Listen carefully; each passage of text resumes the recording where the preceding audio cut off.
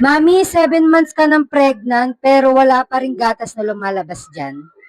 Don't worry, Mami. Hindi ibig sabihin na wala kang gatas na lumalabas dyan is meron ka ng problema. Yung paglabas kasi ng gatas, sis, or colostrum is paiba-iba yan bawat mga mami na nagbubuntis. Minsan, as early as 3 months or first trimester, may lumalabas na.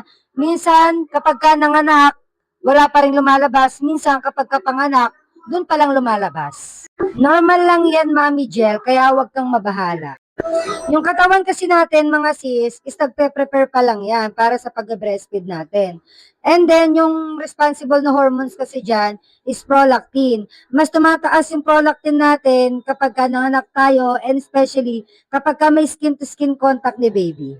Kaya Mami Jel, huwag ka mabahala na kahit 7 months pa lang is wala ka pang gatas na lumalabas dyan. Kasi hindi naman ibig sabihin, 7 months ka na hindi pa lumalabas is hindi ka na makapagpa-breastfeed, di ba? Malay mo naman in time, pagka lumabas si baby, di ba, mas madami ka mapuproduce na milk. And then, mas maganda, uminom ka na lang ng malunggay water or magpakulo ka ng malunggay.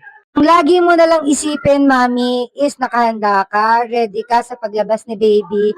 And kung talaga nababahala ka, no, na bakit wala ka pang gatas, ganito, ganyan, edi magpa-check up ka kay OB and then sa lactation expert para, di ba, mabigyan ka ng advice, ng tips. Ganon, Mami.